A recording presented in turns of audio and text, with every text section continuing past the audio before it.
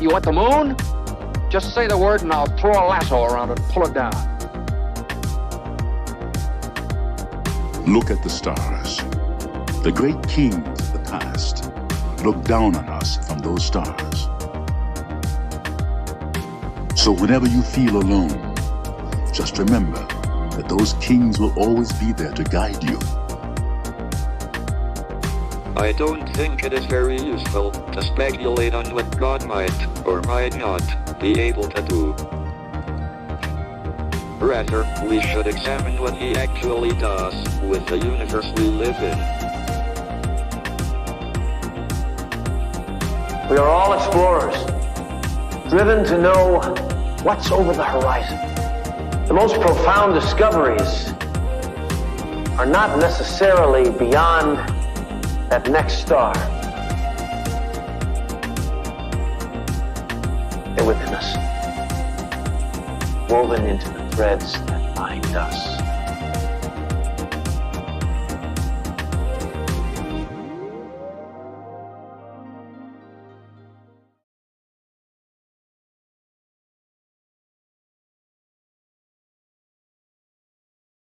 Oh, can you hear me?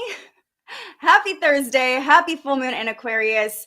Uranus is already throwing a wrench in things with lots of tech issues, but we're rolling with it. So if you're joining me live, let me know. Can you see me? Can you hear me? Did you see the intro video play? Because I didn't see it on my end, but my regulars know. You are my field producers out there. Okay, you can hear me now. Did the intro video play for you, Rachel? That was so odd on my end, and I just, this full moon squaring Uranus, so of course there's going to be some tech issues that play out. Oh, good. It worked on your end. I'm glad. I had a feeling. Hi, Diane. My fiance and I are listening on our way to the beach. Oh, that sounds amazing. Oh, and Rachel's meeting you there. How fun. Take lots of pictures. Send them to me. Amazing. Well, we have a very special guest today. Not a guest astrologer, just someone who's very special to me. And without further ado, I'm going to bring him on. Actually, our first male guest on the show, too. And that is my partner, Julian. Hi. Hi. Weird. On this end, your intro video started playing. I don't know if that's happening. But I can't see. Oh, okay. Can everybody else see me?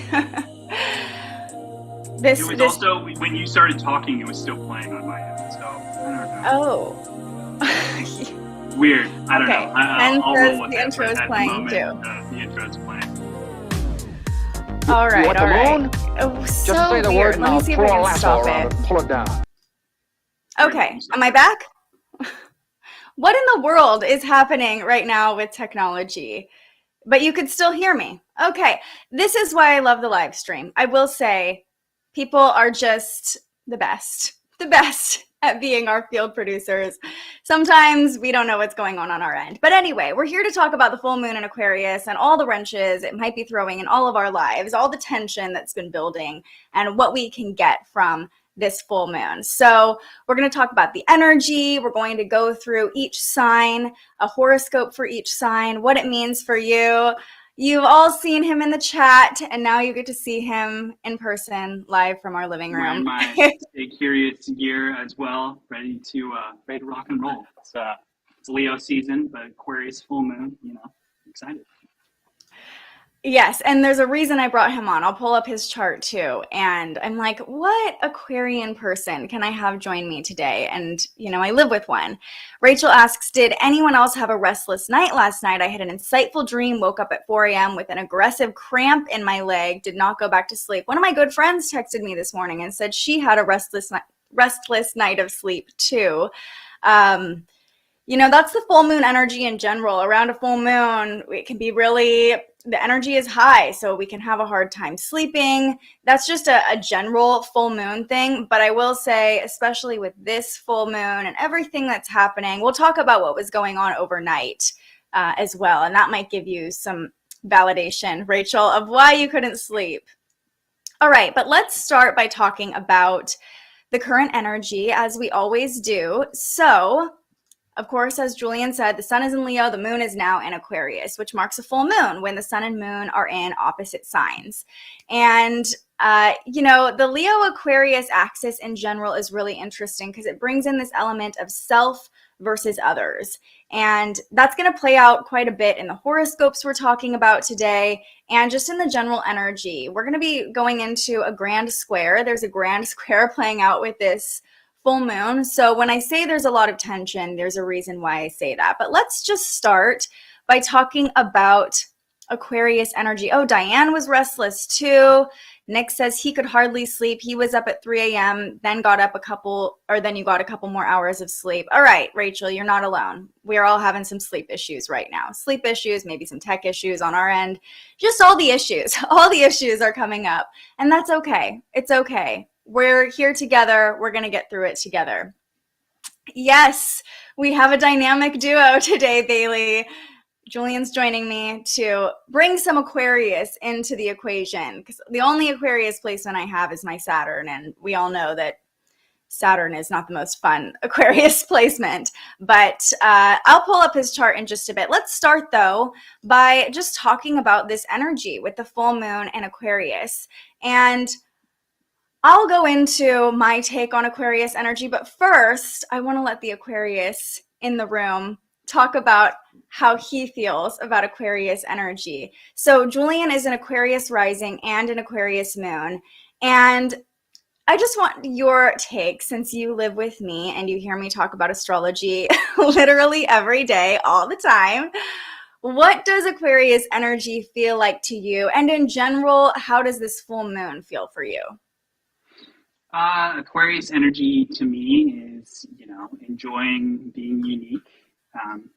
I didn't really know these things, I guess, until I met you, and now I'm a lot more aware of these things, but enjoys being part of a team. And I definitely enjoy being part of a team, watching Hard Knocks the other day, and you were laughing at me because I was enjoying some team aspect of football quite a bit, and I haven't played team sports since high school, and I think just watching that, just had a little emotional reaction, and the reason for that, just like, wow, I miss that.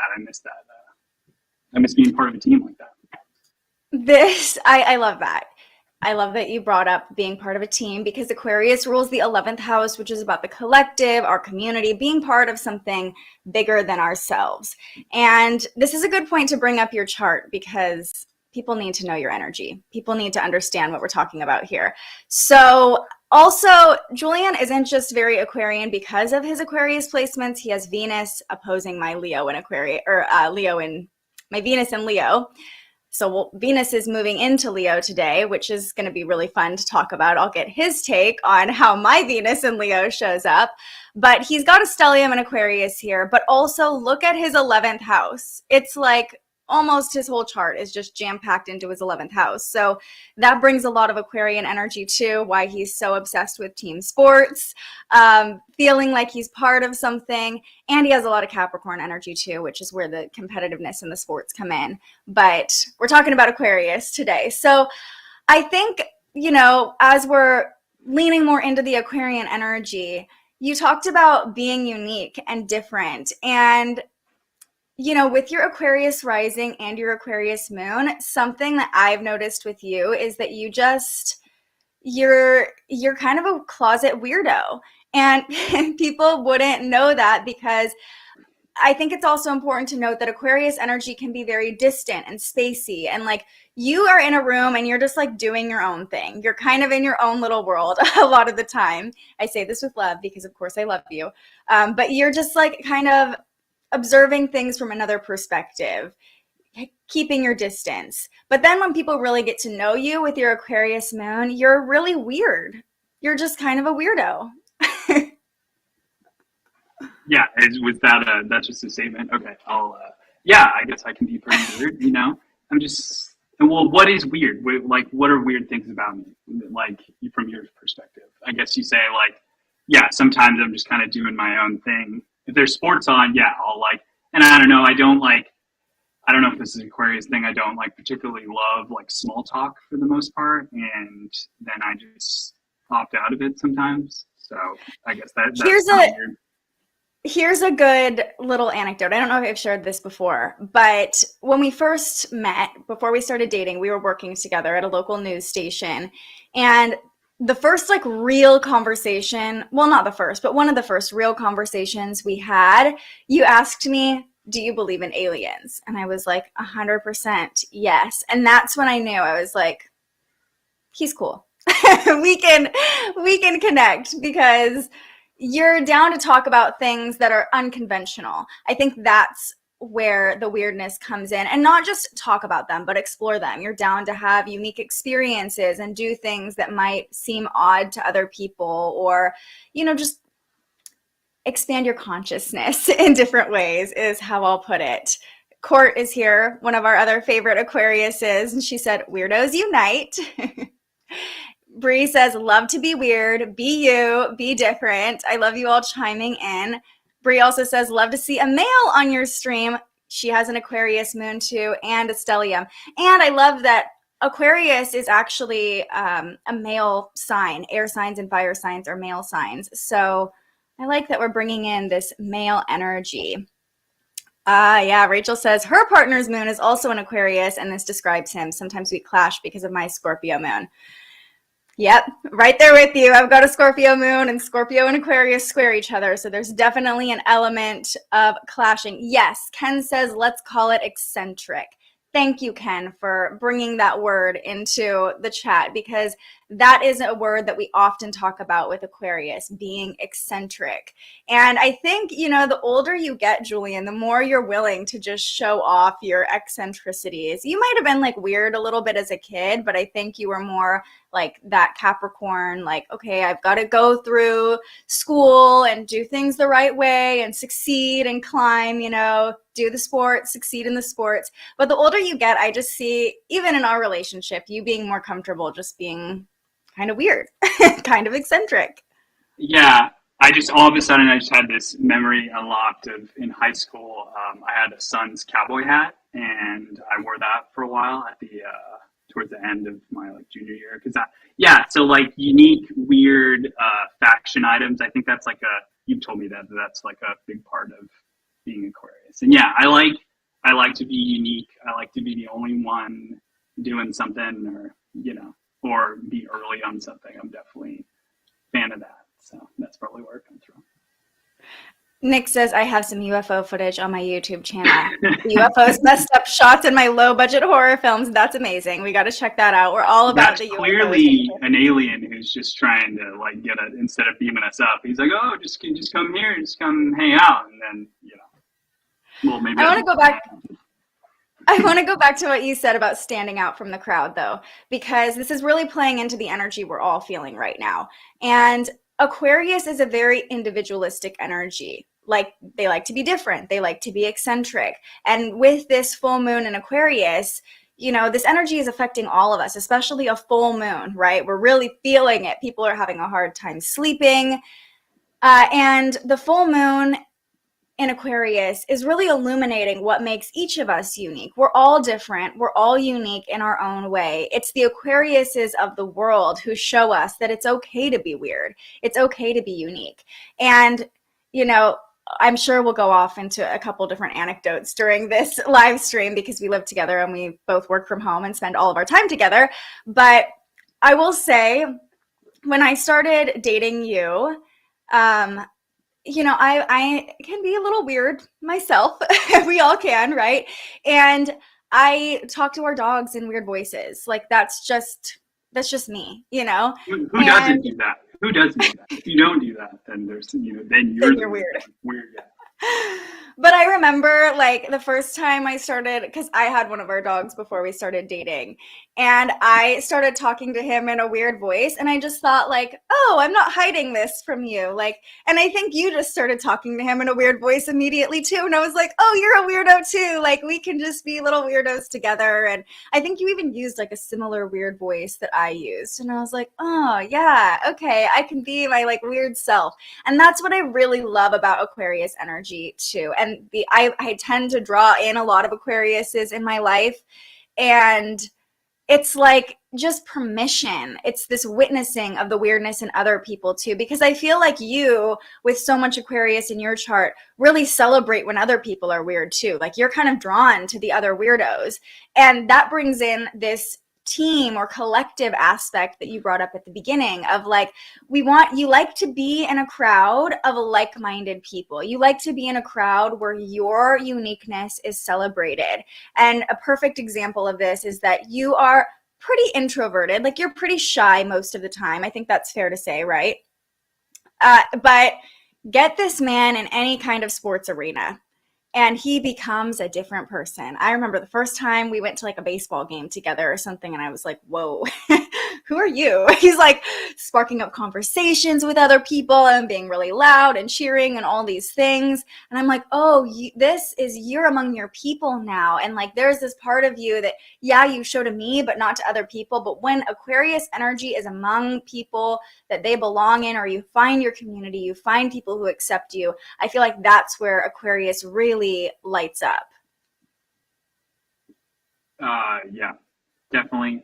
Sporting events, very fun. And, you know, there's other like aspects. I think any sign when you're in like a sports environment kind of like can change, and you can get like swept up. Maybe not, maybe like, I don't know, I'm kind of saying this for other signs, and I've only done my sign, so I only know how it is for me, but easy to get swept up because I have the same experience or the same kind of feeling at concerts too. And you're on like the same team, you know, it's not teams, but like your team Miley Cyrus, you know, if you're there at a Miley concert.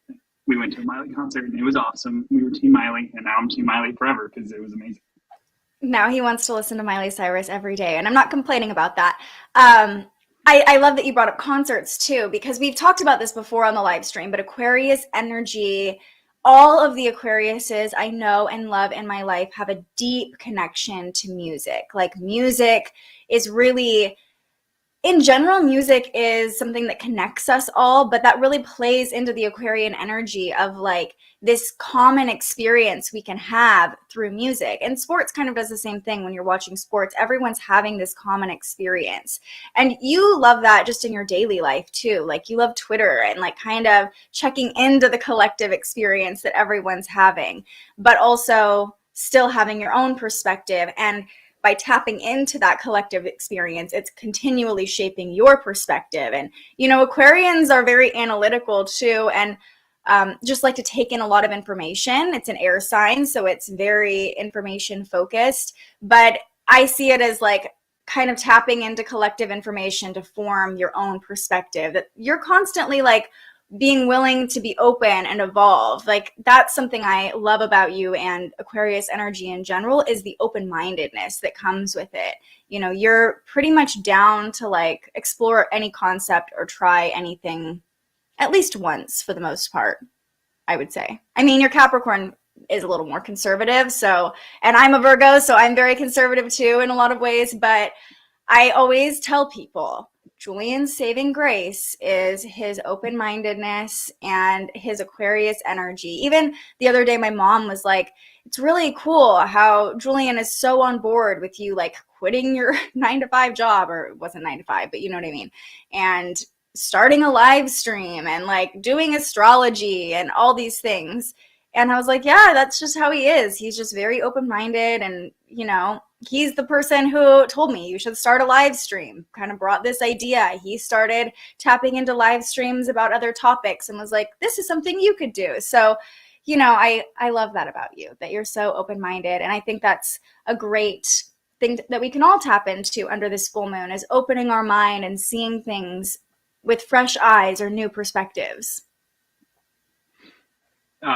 Well, thanks. Yeah, and it was easy to suggest you for doing a live stream. You're great at it. And I don't know if you're at 1,000 subscribers, but, you know, let's get there, people. Like, if you're in the chat right now, if you're watching live and you're not subscribed, what are you doing? What are you doing? Olivia deserves it. Like, let's get to 1K today on stream. What was it? Sorry, I started rambling. What was the... I don't know. Yeah, 5 more, Court says. We're 5 people away. Ken asks, are you a watcher or participant in sports? I mainly just watch sports at this point. I used to participate in sports, and now the sports I participate in are playing ball with my Boston Terriers daily. Because if I don't, I enjoy doing it, and it's fun. We have this like secret park. I'm not going to tell you where it is because it's so secret. No one really goes. There's a fence around it, so the dogs are just running free, and I'm throwing the ball with them. We're running around. You know, it's a good time. So that's sports for me at this point. We need to get the dogs on here. Also, I just love you all. We're almost there, so close, like cheering me on. You guys are the best. Okay, so let's start talking a little more about astrology.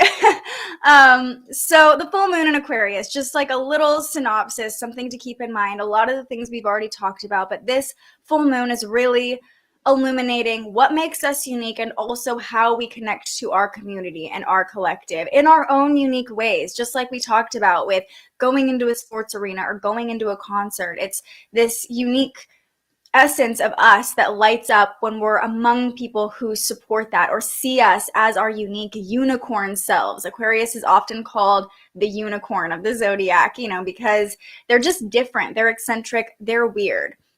Now, Aquarius is also focused on humanitarian causes and global issues because they are really tapped into the global community as well. So you might notice around this full moon a lot more activism or people just being more outspoken about the causes that they really care about.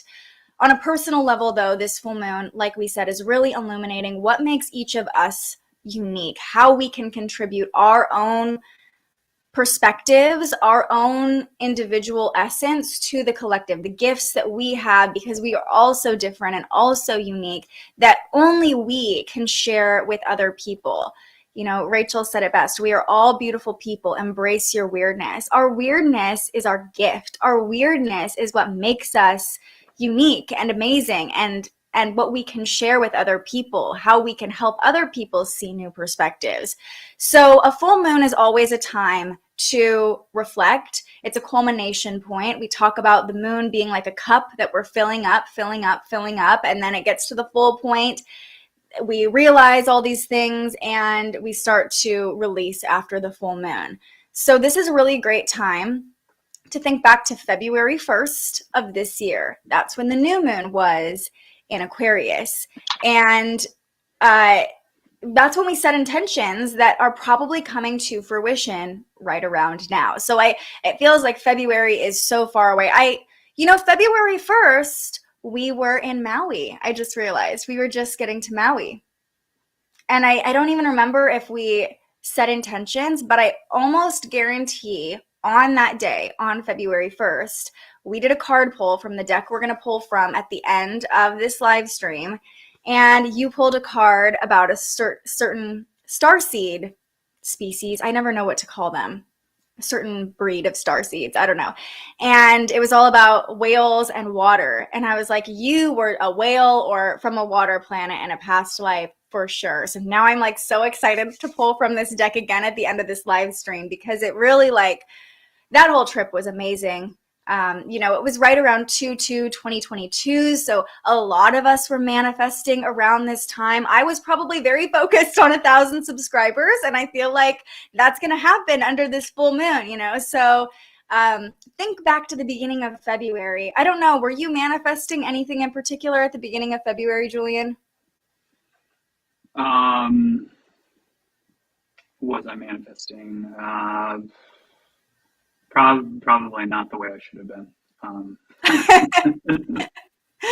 Well, you were in Maui. You were in the vibe, right? So think back to the beginning of February. That's a really great starting point because full moons are also all about gratitude, appreciating what has already come to fruition, what's going well, so we can call in more of it. And you'll see that theme playing out in all of the horoscopes that we give when we get to that point of the live stream. What's going well? How can you build upon it? What are you grateful for? How can you call in more of it?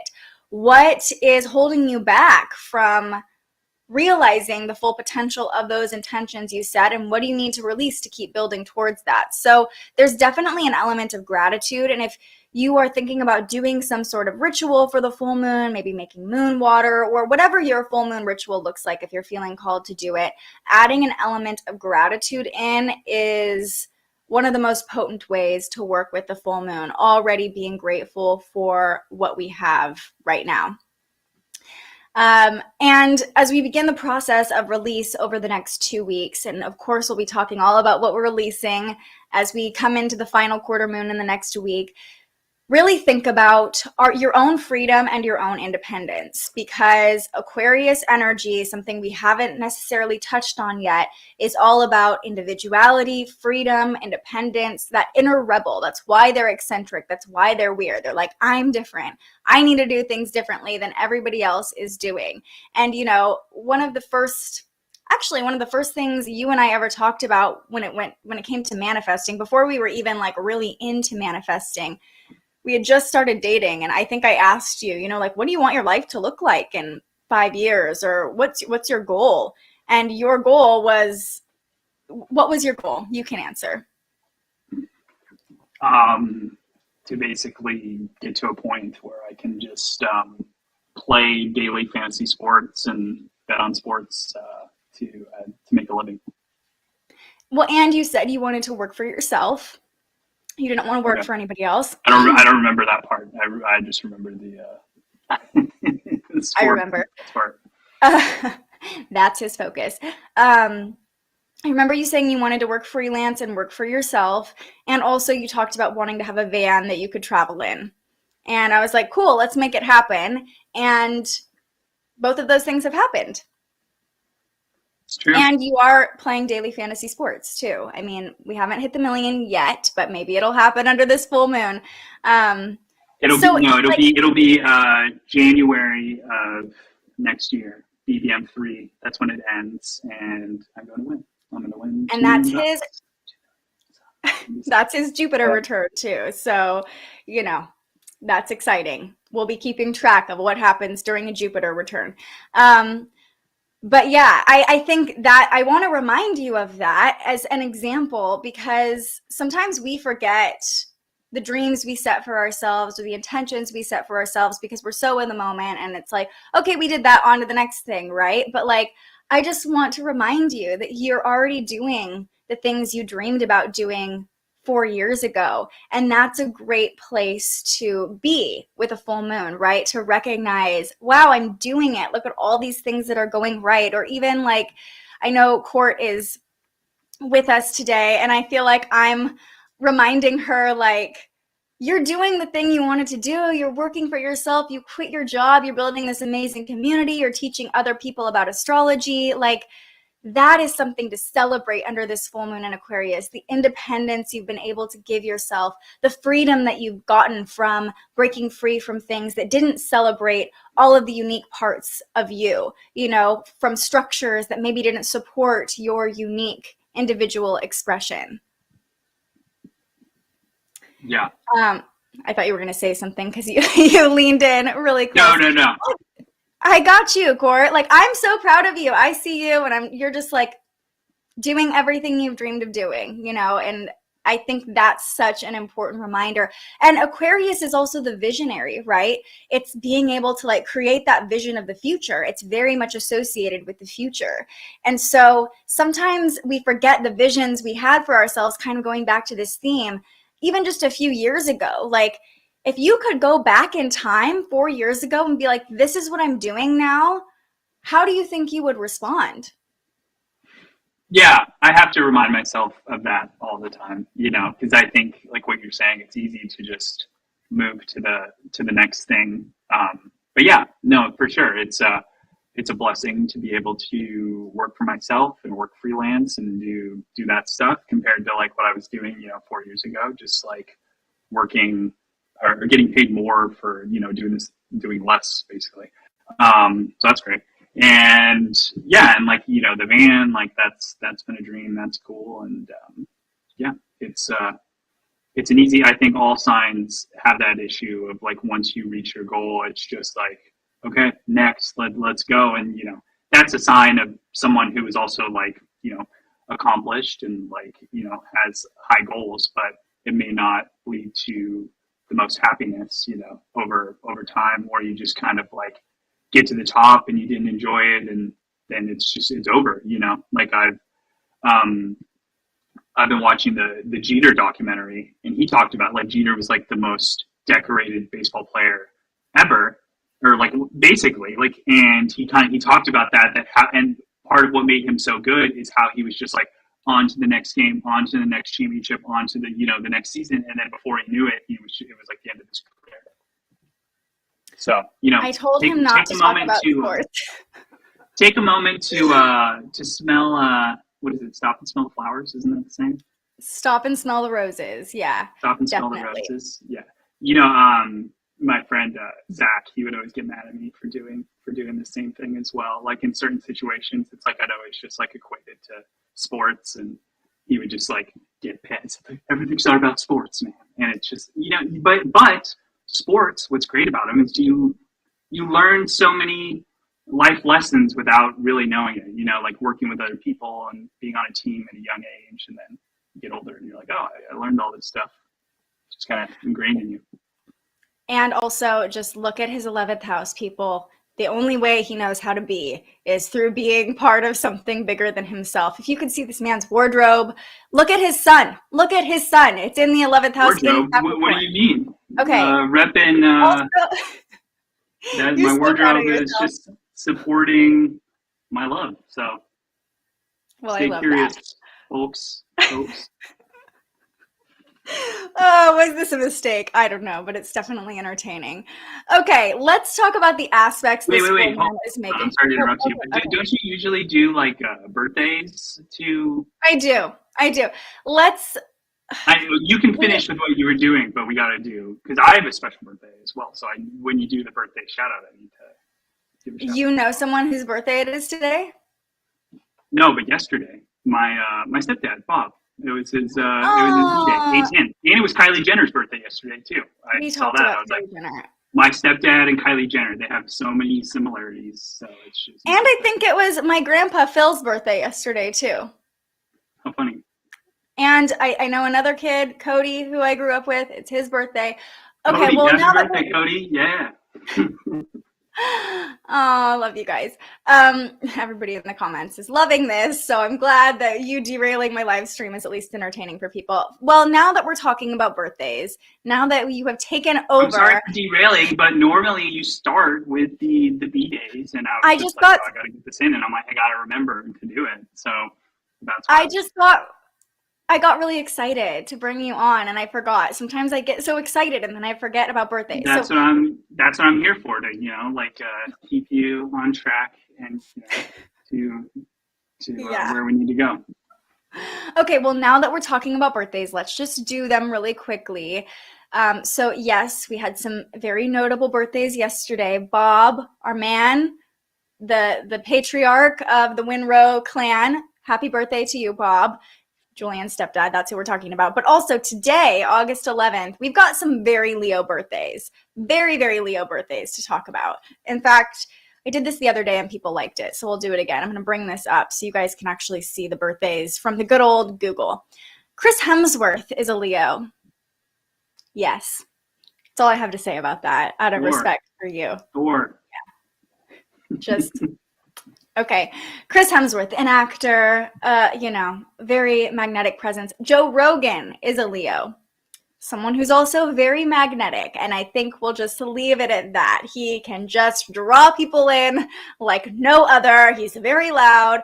You know, something about Leo energy too. I was just talking with my best friend Jen about this yesterday. I can't even remember who we were talking about, but Leos are like, yes, fun, magnetic, but they will just turn on you and snap like that. You know, they'll be like, F you, like right away. I feel like that's Joe Rogan. He's like, I'm cool, I'm magnetic, like I'm gonna draw you in. But then he'll also just be like, this is how I feel. I'm like, no, does that make sense? I don't really listen to his podcast, but I feel like he can be a little bit aggressive and feisty. Of course, Leo's a fire sign too, so very masculine, very fiery, very passionate. Also, a Leo, my man Hulk Hogan. Yeah, Hulk Hogan is such a Leo. I was obsessed with Hulk Hogan as a kid. I had like a Hulk Hogan action figure. I was really into it. I don't really know why. I'm not into wrestling anymore, but Hulk Hogan, he just is. Everybody thinks WWE, Hulk Hogan. He's WWE, right? Or something, WrestleMania, something like that. Yeah, I don't know. It was a while ago, It was a long time ago. Hogan knows best, though. I used to watch that show. That show was hilarious. So Hulk, the man, Leo King. He's an entertainer. Viola Davis, another actress, another vibrant human being, personality, magnetic person. Allison Stoner, who's another actress. Steve Wozniak is a Leo, the co-founder of Apple. And I believe, correct me if I'm wrong, anybody who knows, Steve Jobs, I'm pretty sure, is an Aquarius.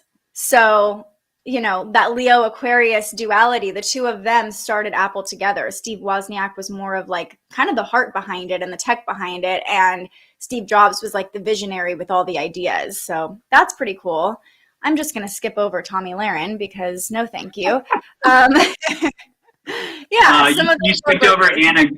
Clearly, you've never watched Breaking Bad because you skipped over Anna Gunn, who is Skylar White, and also the chat. You guys need to talk this beautiful woman, Olivia, into watching Breaking Bad. She's never watched it before. It is just television masterpiece. It is this. I've watched it twice. I'm ready to watch it a third time. And I see Skylar. She's just always she doesn't know what's, there's so many memes, so many things that are just going over your head. You don't even know what's going on because it's a rite of passage for being an American. Well, that's why I decided to start bringing up the birthdays, because I realize I don't know all the names, but at least you can see who I'm talking about. And you guys can always jump in and be like, oh, also this person, if I don't know, because I don't know everything. What's the chat saying? I need to hear if anybody hold on. You watching Breaking Bad. Nick says he is just trying to get you back on schedule with the birthdays. He's helping. Nick is supporting you. Angela says, love you guys. Julian should make a regular appearance. Okay, you guys are loving it. Court let us know that Joe Rogan also has a Scorpio moon. Well, that makes sense. It's a little feisty. My daughter is the same way. I'm assuming we're talking about Leo energy. Bree asks, doesn't Leo and Aquarius energy go really well together? What does that mean for the sun and the moon? Yeah, they're opposites. So they're different polarities. And anytime we have an opposition in the forecast, an opposition in our chart, it's like two magnets, right? So Leo and Aquarius complement each other really well because Leo is vibrant and wants to show up and is a very external energy, whereas Aquarius is good at like receiving and being perceptive and kind of being up above and being the visionary, while Leo is very in it. Kind of like I was saying about Steve Jobs and Steve Wozniak. Steve Jobs, the visionary, he was all about kind of the culture and the vibe of Apple and the purpose and the mission and all these things. Whereas Steve Wozniak was like, I just want to make technology that works. And this is what I'm really passionate about. I had the opportunity to meet Steve Wozniak once. And let me tell you, he is adorable. We love him. Very passionate man about technology. And I met him at a school, like a high school robotics team meeting. He just showed up to this high school robotics team meeting when I worked in news.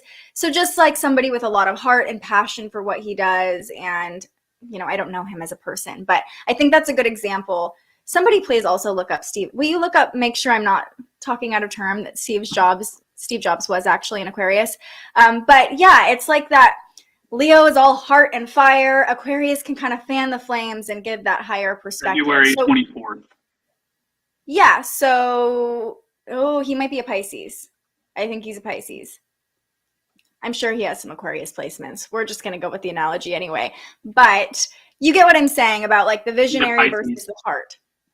Yeah, so the sun and the moon right now in Leo and Aquarius, Leo, the sun is really igniting what's on our heart, and that can tap into what makes us unique, what lights us up, what makes us an individual. We talked about this a lot at the beginning of Leo season.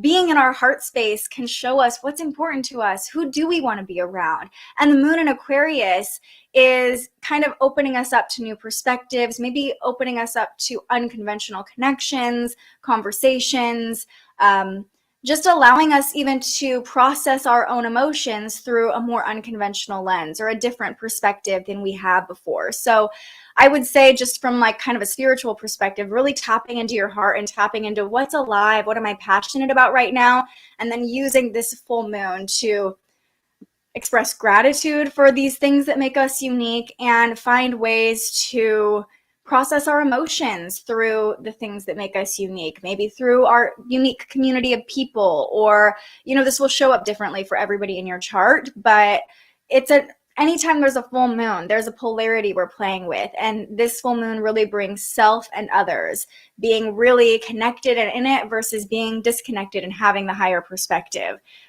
So the energies complement each other very well. Oh my gosh. Court says Breaking Bad is legit. It's so good. You have to. It just seems very, oh, Angela, you won't regret it. It just seems very dark, you guys. Yes. Super dark, right? Rachel, I've been seeing a lot of breathwork meditation videos from Allison Stoner. Love how she's a Leo. She just started her own wellness brand, which is so cool, because Allison Stoner got famous from being in that Missy Elliott video. I can't even remember which one it was, but she was like the little girl dancing in the Missy Elliott video. Do you know what I'm talking about? Do you remember that video? Somebody look it up. Okay, I'll look it up. Years ago, a long time ago, when she was a little girl, and then she was on the Disney Channel and all these things. One of my best friends actually went to middle school with her, random. But breath work is a great way to process emotions this full moon. Aquarius energy is an air energy. And so using the breath to clear emotions can be so powerful. And breath work is one of those transcendental experiences if you are in kind of the right facilitation of it. I don't even know if that's a word, but breath work can really help you see different perspectives and kind of like get that 30,000 foot view while you're in this transcendental experience. So, you know, it can be kind of an uncomfortable experience, breath work, but if you're feeling called to try it, the Aquarius full moon would be an amazing opportunity. Marissa says, me and my daughter are so accurate, Leo and Aquarius. And you're probably very attracted to each other because you have such polar opposite qualities in some senses. Yeah, Cheaper by the Dozen. She was in that movie. I want to look into that. Yeah, she was a big Disney star. So yeah, breathwork, if you're seeing things for it, and just in general right now, we're still in the Lionsgate portal. Any little like inklings that are popping in, any little messages that feel like they're popping up on your path or something that keeps coming to you, it really feels like the universe being like, hey, pay attention to this, you know, like this is something that's calling you. So definitely follow those little inklings and those urges. Okay, but we need to talk about what's going on astrologically. I knew this was going to happen. Where we're just real quick, Olivia. Before the thing that you were worried about me dragging down the Wi-Fi because we're on the same one. A couple options. Should I try going to hotspot, or do you need me for the rest of this, or how do you want to work on that? Because I've seen you dip down in quality. So what are your thoughts there, host of this beautiful show that still needs 5 more subscribers to get to 1K? Try a hotspot. Try coming back. I'm going to go into the astrology, and if not, just use your phone and hop back on. Okay. So I need to hop off? Is that what you're telling me to leave? Yeah. You'll be back. You'll be back. Okay. We'll see how this goes. Don't worry, everybody. Julian will be back. Okay. All right. Well, now that he's gone, we can actually talk about astrology. I'm glad you're all enjoying the chatter, though. This is a very Aquarius vibe where we're just like talking about all these pop culture references and all these weird collective things. But this full moon's bringing a lot of tension, okay? And you're probably feeling it. We've been building up towards it, but we have a grand square or a grand cross, interchangeable terms, playing out with this full moon. And let me show you on the chart what's happening. So there are a couple different aspects leading up to the full moon, but I want to talk about this major aspect first because this is really what we're feeling all day. So you can see the T-square loud and clear right here. The full moon is exact at 6:35 tonight Pacific time. So tonight's a really great night to work with the full moon. Leading up to it, in the hour or so before it, the full moon forms a T-square to Uranus and the North Node, because remember, for the past week, we've been talking about that Mars-Uranus North Node conjunction. And the Uranus North Node conjunction is playing a big role in this full moon, where the moon and the sun are opposing each other, and then Uranus is right between both of them. So Uranus and the North Node both become the focal point of this T-square, meaning there's a big change, a big shift happening right now.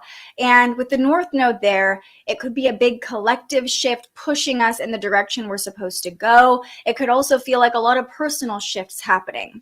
So there's the 3 points of this T-square, but it becomes a grand square because of the South Node. So the South Node, this AstroSeek, this software, doesn't show connections to the South Node necessarily, but imagine 2 more red lines connecting exactly opposite the North Node, and it would be this giant square in the middle of a chart.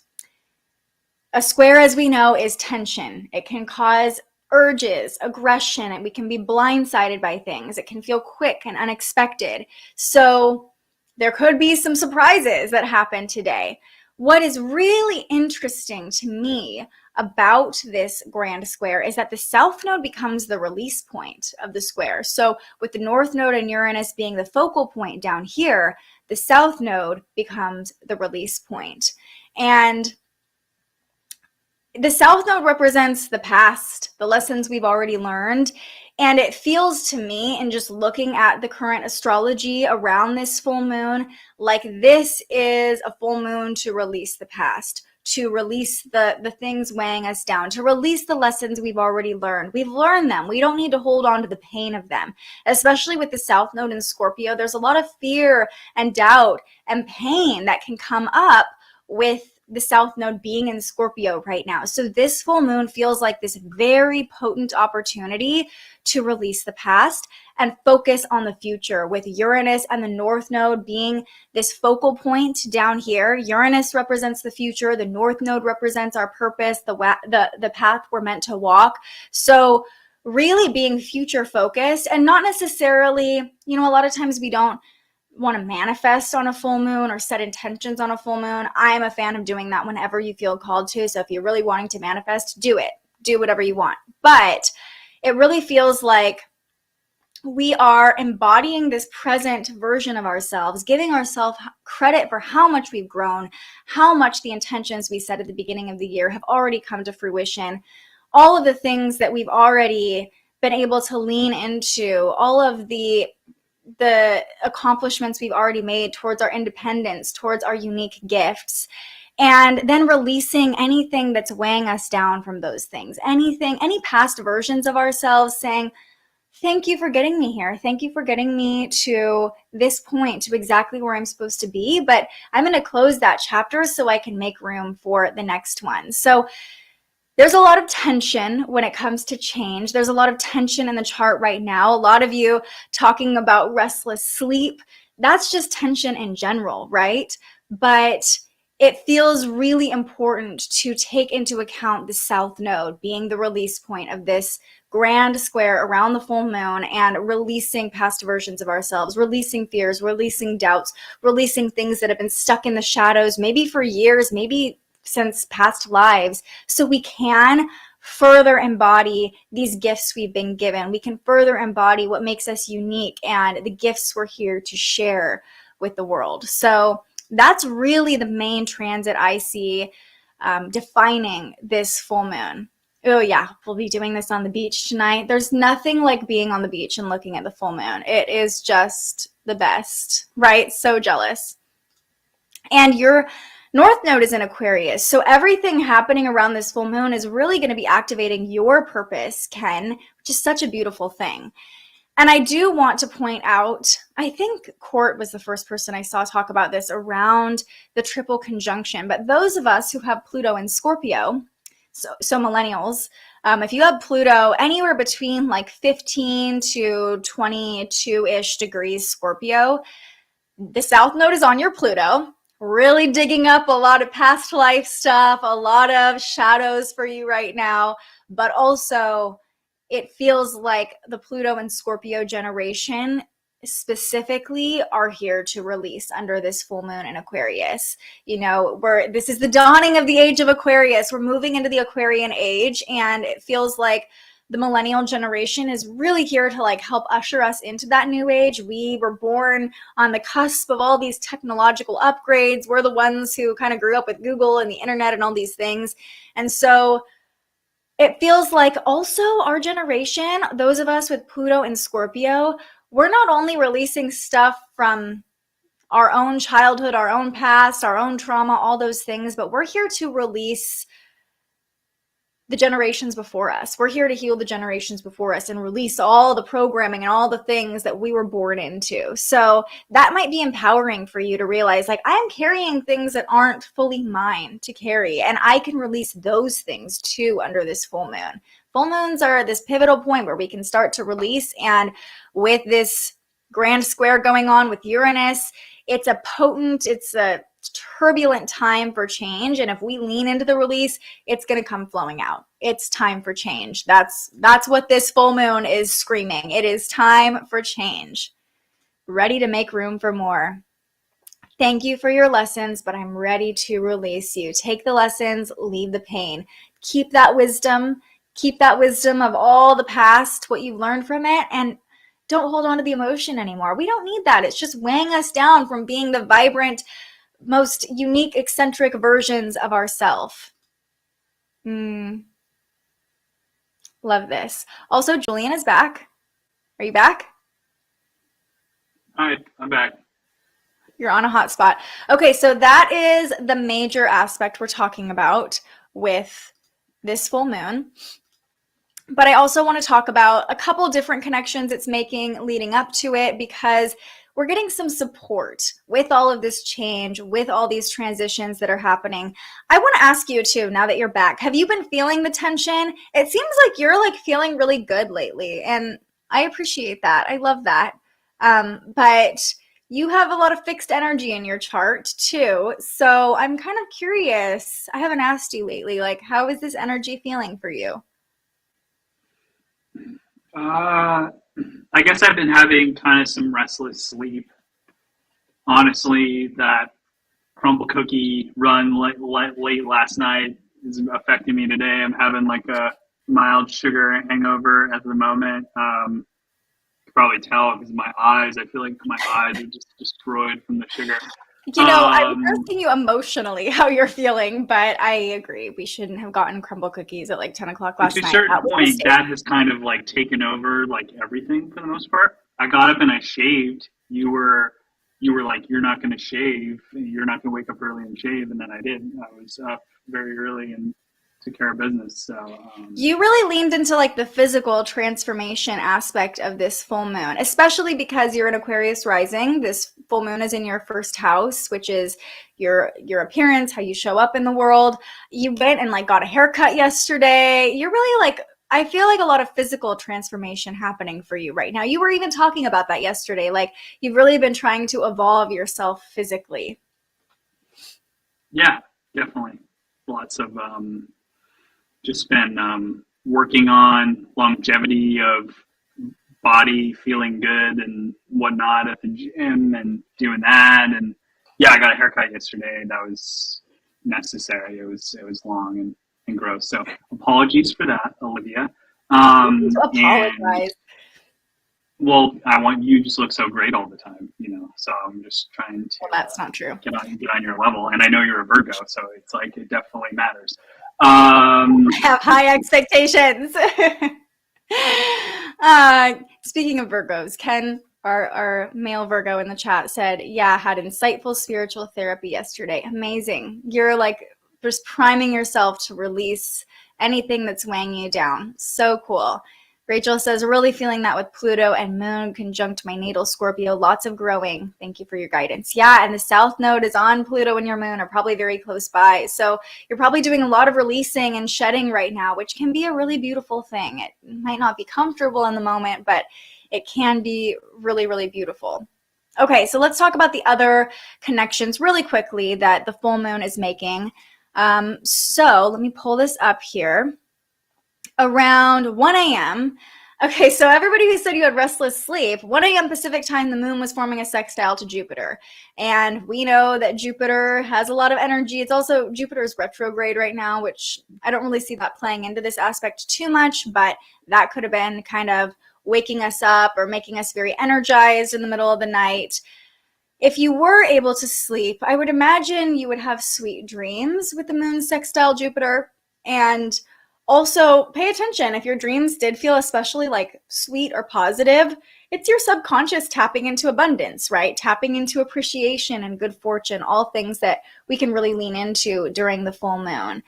Just that higher understanding is possible right now, especially when we're tapping into those subconscious things with the moon forming a sextile to Jupiter. So anyway, everybody's saying they had restless sleep. Thank you, Jupiter, for that. Luckily, we've moved past it. The next transit we're feeling today is the moon forming a sextile to Chiron. So the moon over here in Aquarius at 16 degrees, we'll just jump back a few hours. This is at 2 p.m. Pacific time, or, early afternoon. The moon is forming a sextile to Chiron, this nice supportive 60-degree angle here. And there's healing potential.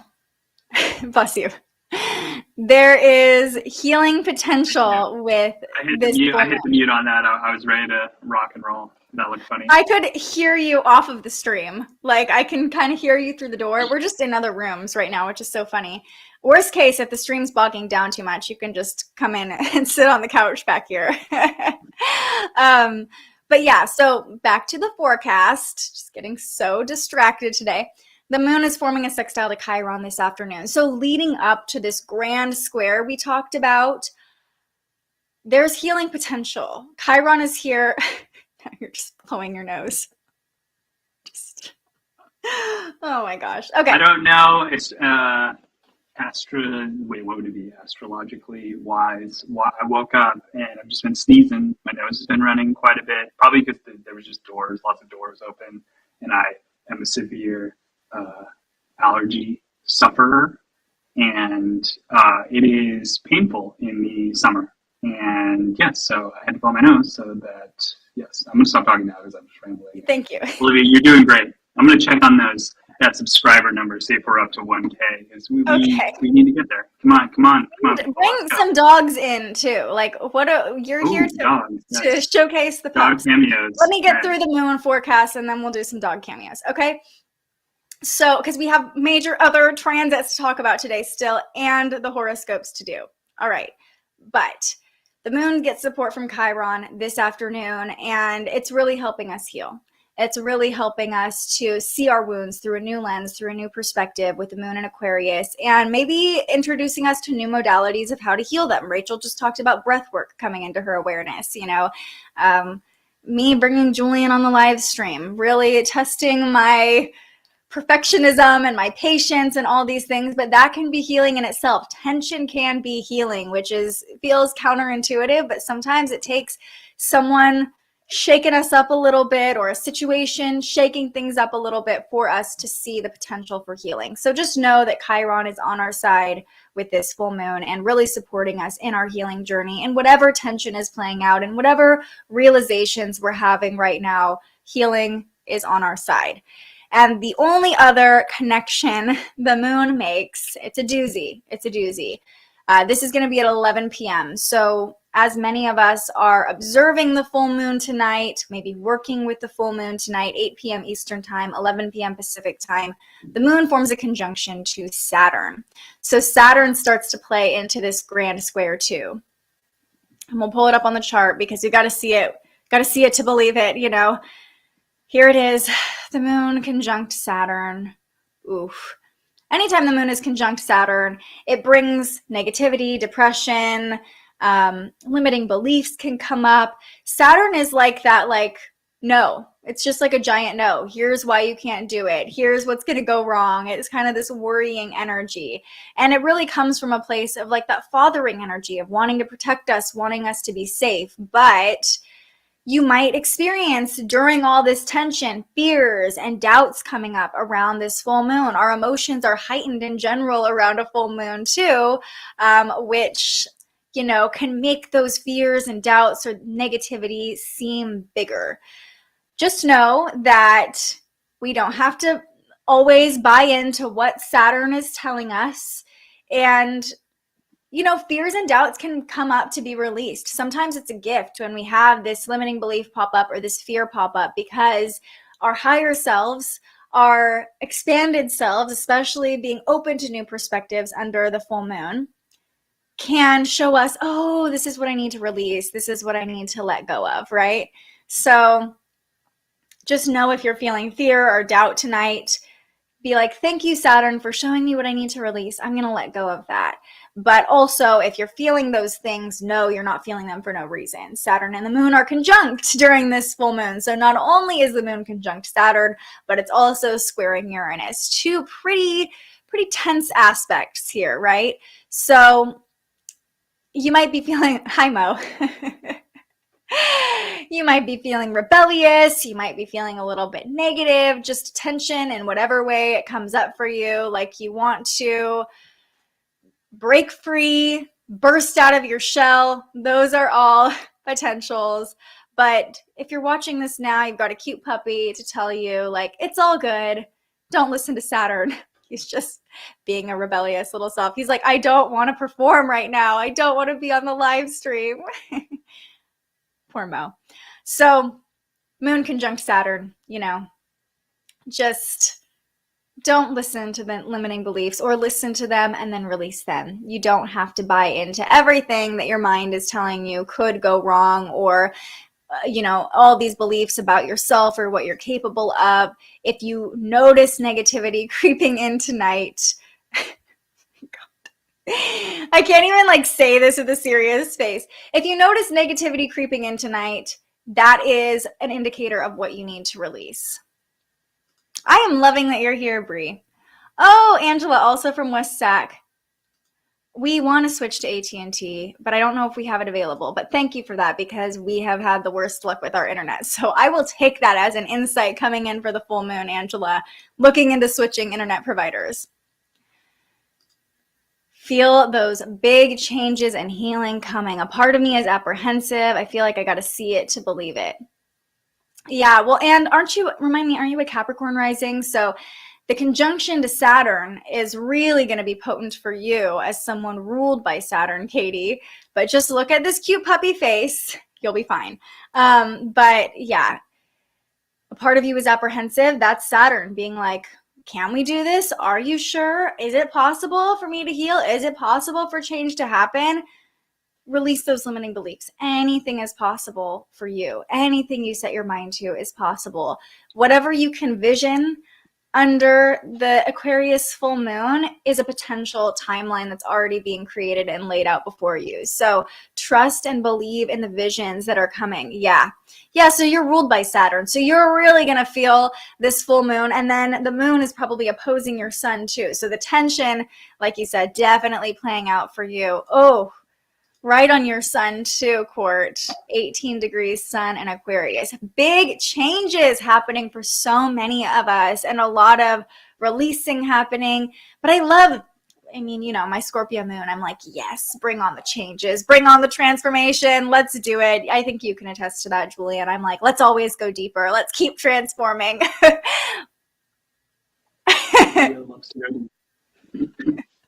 Okay, well, that just makes it sound weird, but yeah. Hey, Yeah. This is nothing sexual about that. I was talking about. Okay. You're making it worse. You're making it worse. And then there's The Deep in The Boys. The Boys, great show. Olivia does watch that. Stop bringing up pop culture references. We're talking about astrology. Nina says, I'm feeling lots of stress today. Woke up at 3:46 a.m. specifically from a nightmare where I was crying and my heart was pounding. Been feeling off since. Big dreams. Yeah, moon connecting with Jupiter overnight. It sounds like you were feeling that restless sleep as well. And like I said, whatever is coming through your subconscious is probably asking to be released. And maybe it's just allowing you to cry and let things out that your conscious mind, your waking mind, isn't fully comfortable releasing yet. So take it as a welcome sign, like, oh, I just let some of the tension out. And it's okay if you're feeling off. It's totally normal. It's totally fine. There's a lot of tension right now. And this can be the beginning of some sort of transition or transformation for you, even if you can't figure out what that is yet. So welcome it, stay open to it, and give yourself grace. If you're not anybody who's feeling the tension today, give yourself lots of grace, because it's tense. The energy is tense. There's no way around it. Yeah, sending love to Nina. Lean into feelings, release and surrender. Our feelings are just giant signals of like, hey, this is what you're holding inside you. This is what you're holding inside you. If you don't let it out, it's going to keep eating at you. So sometimes like crying, even when we don't know we're crying, it can be a welcome release of like, oh gosh, something was living in there that I just got to let out, you know? Yeah, Bree says, I'm loving all this Aquarius energy, all these fellow Aquariuses in the chats. The Aquariuses were drawn here for the full moon. I am grateful you're here. Nick is loving all your pop culture references. Probably just happy that it's not all girls here. Love the cute puppy. Leo rising, stellium and Aquarius. Oh my goodness, you are feeling all the energy of this full moon, really activating a lot of your chart. My dreams last night highlighted insecurities I've been having with my relationships, ready to release that self-doubt. All you have to do is be willing, and it'll release. It'll release. Okay. Oh my goodness. You are a lot. You're a lot. You know that? Who, me? Yes, you. What did I do? I have freaking yourself. crumble cookie eyes right now. I can't even open them. I mean, it's unfortunate.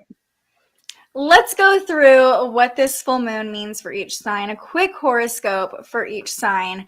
As always, this is based on your rising sign. Julian, do you remember why your horoscopes are based on your rising sign? No. Basically, your rising sign sets the entire precedent for the orientation of your chart. All the houses in your chart are based on your rising sign. So you're an Aquarius rising, and your first house is ruled by Aquarius because you're an Aquarius rising. Does that make sense? Yes. Maybe. Okay. So yes.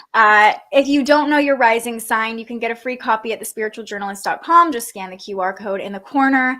And if you don't know your rising sign, you can just listen for your sun sign. If it resonates, take it. If it doesn't, leave it. Any guidance you're supposed to receive, you will receive, especially under a full moon. So if you don't know your rising sign, though, that might be a little inkling, a little insight coming in, like, maybe I should calculate my birth chart. And there's a link in the description. There's lots of free birth chart calculators. Are you going to provide some insights for the signs, or are you just going to hang out? What? Me? Yes, you. Who else would I be talking to? Yeah, if I have some insight, I will okay. say it. If I don't, then I won't, you know? I don't know. What does the chat think of my insight, you know? I am not the typical guest on the transits today. I always want to call every show the spiritual journalist, but I realize that that's not the case.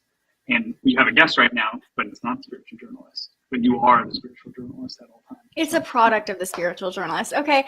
Rising means ascending too, right? Or ascendant. Yeah. So when you calculate your birth chart, often it'll be called the ascendant or ASC. I'm so grateful that you mentioned that, Ken. For those of us who are new to astrology, look for ascendant. That's the same as your rising sign. So we're going to go through each rising sign. Julian, you know, you've got your North Node in Pisces. You're intuitive. So if anything comes up that you want to add in after each sign, feel free to share. If not, I've been really feeling a lot of witnessing lately, like being witnessed, witnessing other people. So you're just my witness today. And for that, I am grateful. Yeah, we are all witnesses. The dogs, they didn't really want to be here. I don't know where they are. They failed. I think they're outside, they made an appearance, laying in the dirt and stuff. They don't want to perform. Maybe at the end they'll come back. Okay, let's go through each sign. This is going to be a quick horoscope for each sign based on your rising sign. So we'll start with the Aquarius risings. Like Julian, a great place to start.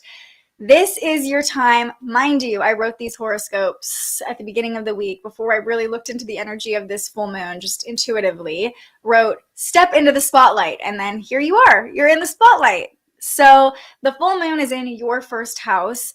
Remember to look at where about 18 degrees falls in Aquarius, because it might be, you know, depending on how your chart is set up, it might be in another house. So if you're an advanced astrology student, make sure to look at where that is. But for you, Julian, actually, now I'm curious, now that we're, just because you're here and because I can.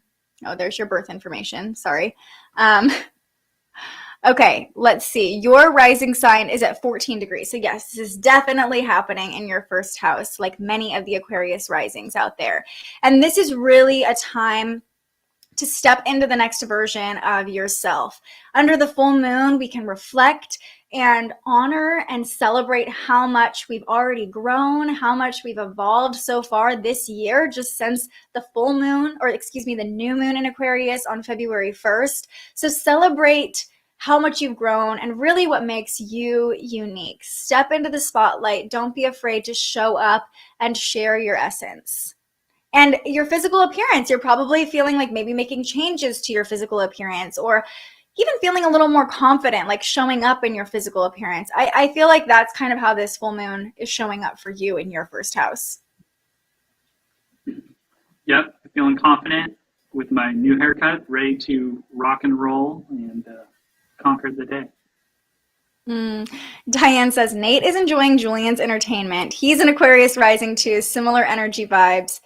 I feel the conversation flows similarly as ones in our household. People love you. I love you. So I'm glad you're here. And I'm glad the guys who got roped into watching this with their partners are enjoying your energy. Also, Court says, check your subs. Will you do that for me? Let me know what's going on in the subscriber department. Oh, hell yeah. You gotta, can you bring up your YouTube and show it, just your page? Like your. I can, yeah. Let me see. It's a big moment. Okay, well, you got to confirm for me first that that's really what's happening. Let me see. Where is it? I can't see it in this view. Hold on. 1K. Okay, we got to celebrate. We got their one horoscope, but oh, look at that. I wish I had 1,000. some. Oh, Really? Wait. Yeah, bring in the dogs. We're doing all of the sound effects. I'm so excited. This is amazing. I was growling at me. He didn't like that. You. I was excited. He was growling at first because he's like, what's going on? Air horn. I'm so happy. This is such a full moon moment. Yay. Oh my goodness. Okay, well, we will do the giveaway tomorrow then. So if you're watching and you have not entered for a free astrology reading, you still have time. All you have to do is share about the stream on social media and tag me. Make sure you're subscribed, and we'll do the giveaway tomorrow. You are all amazing. I am such a lucky human being to have you all in this community and just in it with me. So awesome. Okay, well, Aquarius rising, first house moment. We're here. We've arrived to 1,000 subscribers. Freaking amazing. I'm so happy. And like you're here with me. Yeah, we're all here. Yay. Hooray. 1,000. I just have to say too, before we will get to the other signs, I promise. I just have to say how grateful I am to have a partner who is like cheering me on every step of the way, getting in the chat, telling you to subscribe. So it's just as much your success as it is mine. And I'm so happy we're doing this together. Well, thank you. You know, it's all you. I played a small role. And Mo. Too. What you do. And Mo. And Mo. Okay, on to our Capricorn risings. Now we're going to go through the rest of the signs, I swear. Capricorn risings, this full moon lands in your second house. So this is all about income. It's all about money, abundance, and values. So appreciating, celebrating under this full moon, the abundance that is already around you if you're a Capricorn rising, recognizing how much you've already attained this year just puts you in the energy to call in more of it. And Also reflect on your values. Maybe how are your values changing and shifting? It could be around your physical abundance. Like, how are your values tying into that? Because the second house also rules our values. So take a moment to reflect on your values, how they've changed, how they're currently changing. And if you're trying to manifest and call something in, which if you're a Capricorn rising, of course, you're trying to manifest the money, right? Appreciate abundance around you. That might not look like a ton of money in your bank account right now, but look at the home that you live in. Look at the safety of the home you live in. Look at the people you have around you that share common values with you. Being in the energy of abundance, celebrating your own abundance, and the inherent value that you've created for yourself will only call in more of it. So more of this, please, is your mantra for the Aquarius full moon if you're a Capricorn rising. Sagittarius risings, be open to weird conversations, unconventional discussions, unconventional ideas. This full moon lands in your third house of communication. So maybe, you know, there's a new book you want to pick up, or something is calling you, or someone suggests a podcast that you normally wouldn't listen to, or a book you normally wouldn't read. Maybe they just want to talk about aliens with you. Be open to those weird discussions because they could be really insightful. And with Chiron here too, you know, you might find some healing or some aha moments in those weird conversations. This is also a moment to appreciate everything you've learned so far, all of the information that's already been coming into your awareness. Do you think he can see me right now? He's looking into my soul.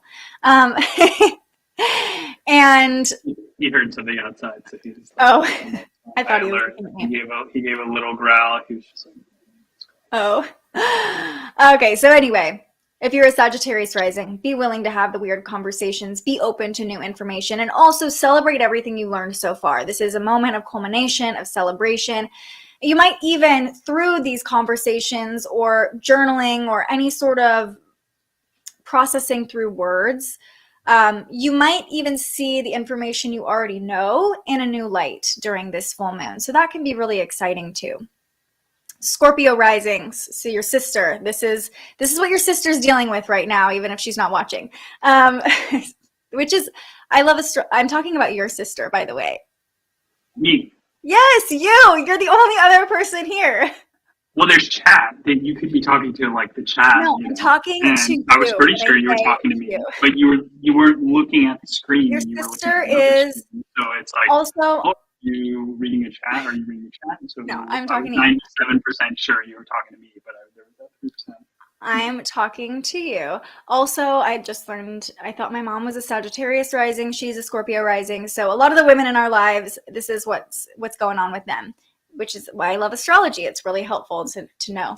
So Scorpio rising. Alex, my sister, Scorpio rising. Yes, this is her horoscope. Take stock of what's changed within your home this year. So there might be a physical change happening to your home. Your sister literally just moved homes, which is kind of crazy that we're talking about this. And celebrate. This full moon is happening in your fourth house if you're a Sagittarius rising. So celebrate what makes your home, your family, even your childhood different from others. The unique lessons you learned through that upbringing or through the home you live in, through the family that you've surrounded yourself with. Celebrate the unique qualities and what makes you different. I think oftentimes we grow up and we're like, oh gosh, my family's so weird, or like, why was it this way? You know, why couldn't we just be normal? At least that was me. But sometimes it's those experiences that truly make us the people we are. I know it's always those experiences that truly make us the people we are and give us the gifts that we can then share. So if you're a Scorpio rising, there might be a lot of shifts and changes happening in your home right now, but honoring the changes that have happened before and the perspectives they gave you can be really validating and comforting during a time of change in your current home environment. All right, Libra risings. This is the time to let your hair down, have some fun. The full moon's in your fifth house. The fifth house is the house of fun and passion and creativity and expression And this is a time to try something new or different to express yourself. Let your inner weirdo out to play under the Aquarius full moon. Who cares if other people are receptive to it? I know you're a Libra rising. I know you're a little bit of a people pleaser. Who cares what other people think? Just be your weird self and let it all hang out under the Aquarius full moon if you're a Libra rising. Maybe surround yourself with some of your weirdo Aquarius friends. Let them hype you up. Even your Leo friends, let them hype you up so you feel comfortable just doing something weird or different as a means to express yourself under the full moon.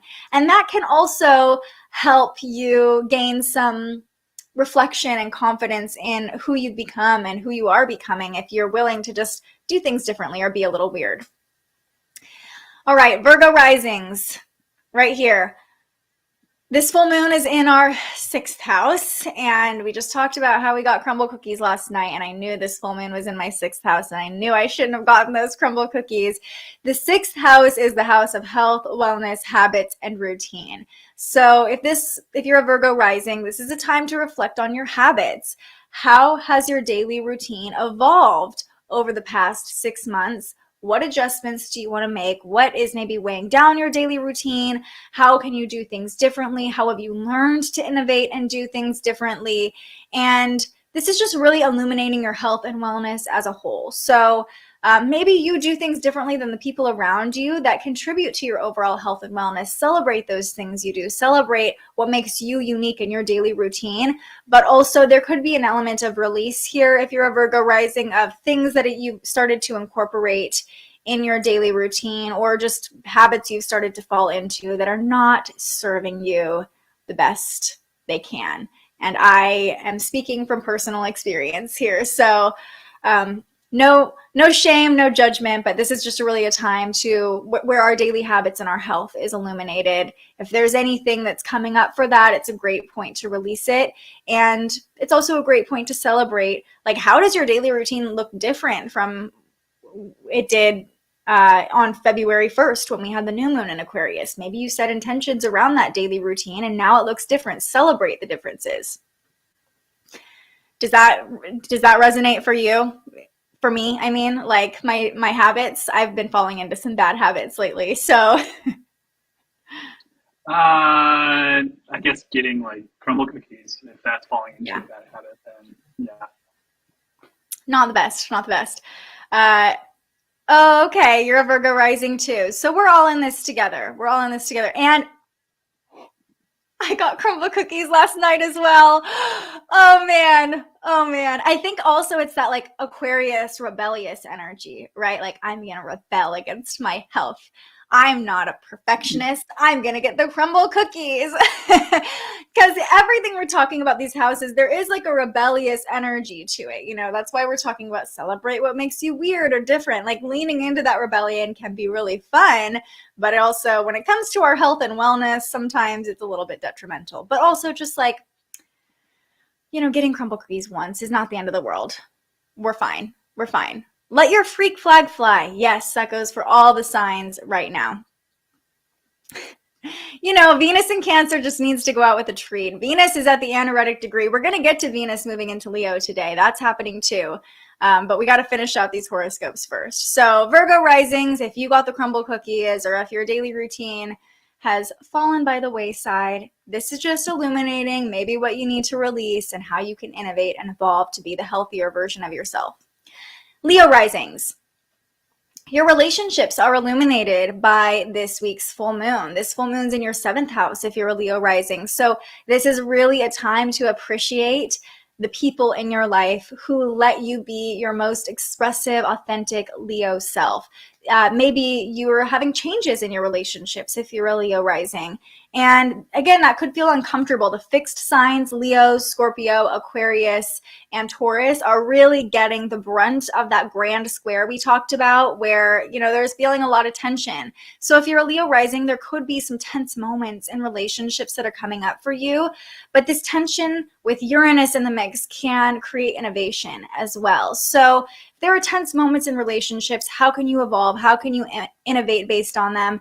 And also, if there aren't tense moments happening, appreciate those moments where The people in your life that you're in close relationship with, just let you be your bold, fiery, magnetic Leo self. Like, really hold on to those people. Cancer risings. What shadows have come to light for you? This full moon is in your 8th house if you're a Cancer rising. So this is a time, this really feels like a time of release for you if you're a Cancer rising. Honor how much you've already released and let go of in the past 6 months. The new moon was in the 8th house for you in February, and maybe you were setting intentions about the habits you needed to break, the contracts you needed to release, the cords you needed to cut. Maybe you've done that. So celebrate what you've already released, but also reflect on where else you want to go. This full moon really feels like you're digging deep if you're a Cancer rising. And digging deep can show us what's still lingering in the shadows that needs to be released so we can make room for new growth. So there feels like a lot of intensity, high emotion for you. I mean, if you're a Cancer rising, that's probably true in general. You're ruled by the moon, so the full moons probably feel like a lot if you're a Cancer rising, but especially this one, don't be afraid to dig deep and really get intimate with the changes that are happening for you. Gemini risings.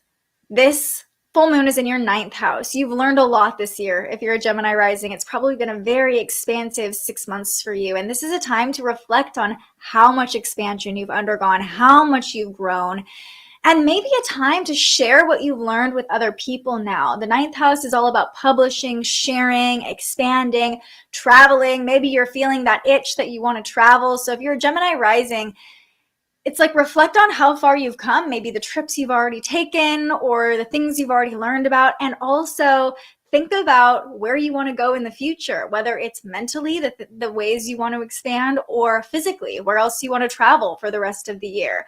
But if you're a Gemini rising, this full moon feels very expansive for you, and like a lot of growth has happened for you. So just really honor the growth under this full moon if you're a Gemini rising.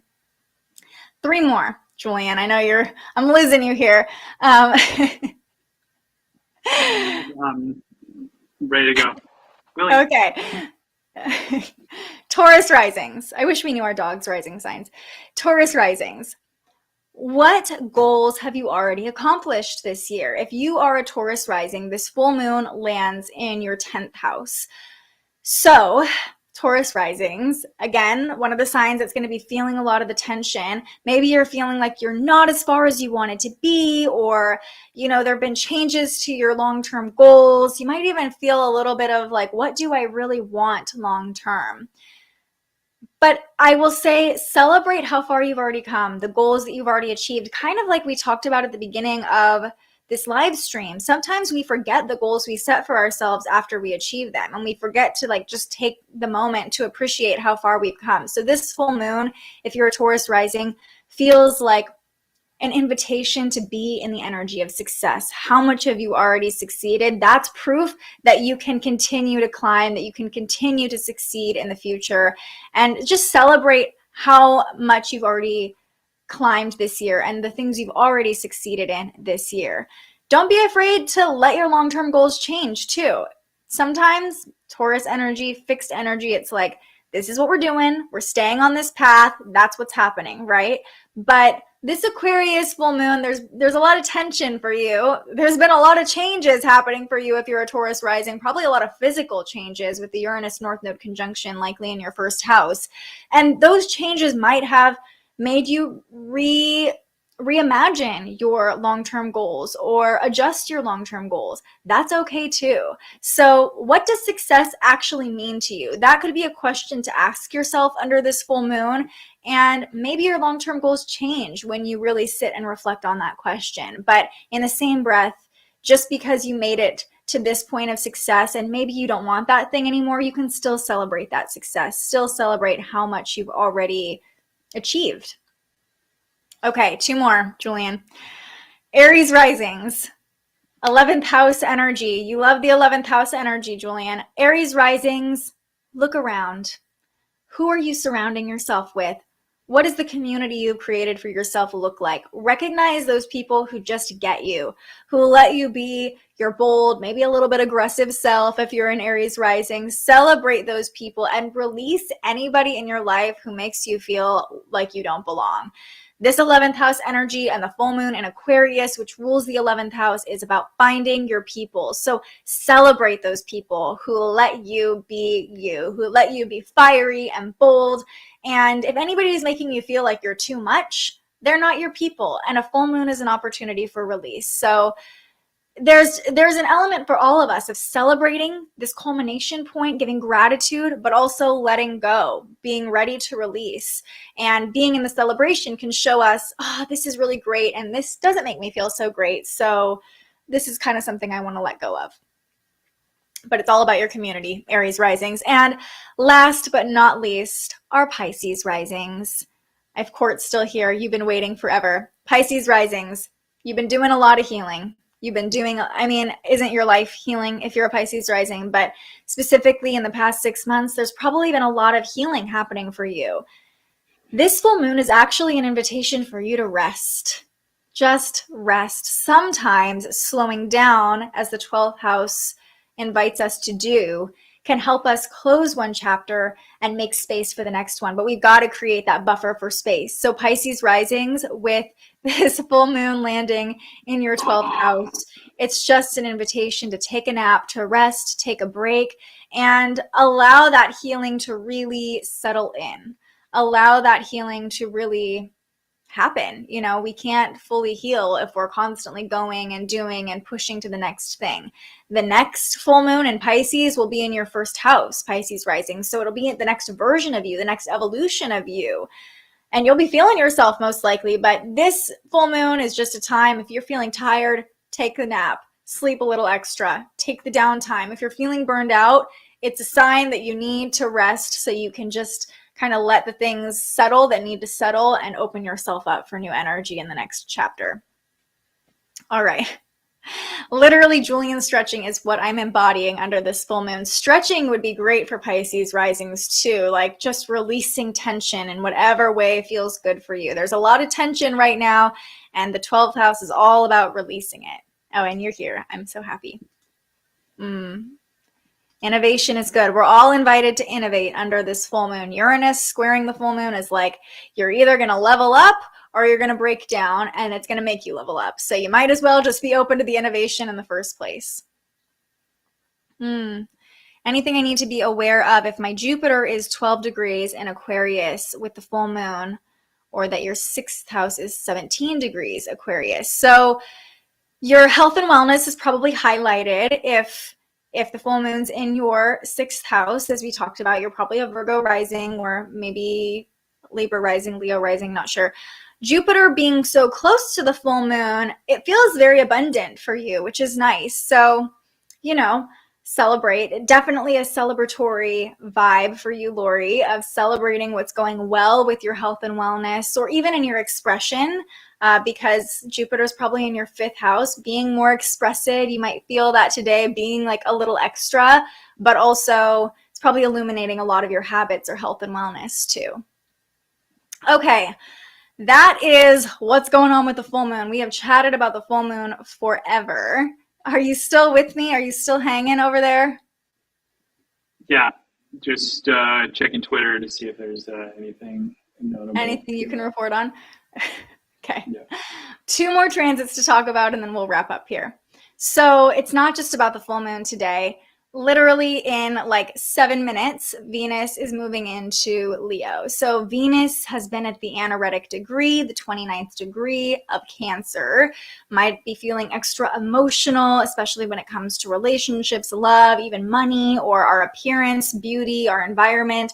There is just an energy of emotion bubbling up right now with Venus at the anaretic degree. But once Venus moves into Leo, this happens at 11:30 a.m. Pacific time. We'll still be together as it happens.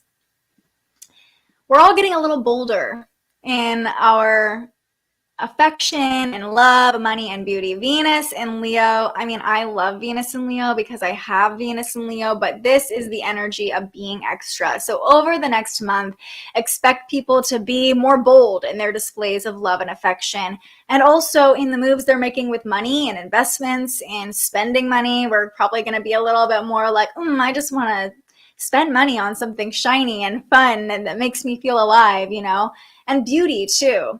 All the animal print, all the like bold outfits. I feel like fashion is going to be really bold, or even like I could see like celebrities getting a lot of work done during Venus and Leo, or just regular people too getting a lot of work done. We're all just feeling more extra with Venus and Leo. We talked a lot about Leo energy. We're in Leo season, but Leo is also the performer. So I'm glad you're here, Julian, because since I have Venus and Leo, you can tell me how you think this shows up for me. But I can be very like showy when I'm being affectionate. Do you see that? Yeah, definitely. And you have Venus in Aquarius. So we have opposite. You know, Bree talked about like the opposition between Leo and Aquarius. Our Venuses are opposite. And he's like, yes, this is me showing my affection. And I'm like, I need a dramatic display. I'm going to tell you how much I love you. I'm going to show you how much I love you. I'm going to do all the things. I'm literally going to like dance around the house to make you smile. And he's like, I'm just going to be sitting here and open to receive. Yeah. Yeah, well, it's like, okay, like, to be completely fair, I didn't like continue to go into it because, you know, yeah, you were showy in a very sexual way at certain points, so that was the first thing that came to my mind. My Virgo yeah, placements are like, no, there you go. If that's what you want me to talk, I'll talk. Oh my God. Okay, well, that's enough of that. It's a very romantic vibe, Venus and Leo. Leo rules romance, right? So it's like, I'm like trying to romance you in a very showy way. And knowing that you have the opposite Venus placement as me has been very helpful because I'm like, we just have very different love languages, and that's okay. There's nothing wrong with that. So we'll all be a little more performative in the love department. We'll enjoy hyping up our friends and family and our loved ones. We'll enjoy showing how much love we have and how vibrant we are and how capable we are. And there's really an element of being true to ourselves because it is Leo season and we're talking about Venus and Leo. And the more true we are to ourselves and our own authentic expression, the more magnetic we will be to attracting others.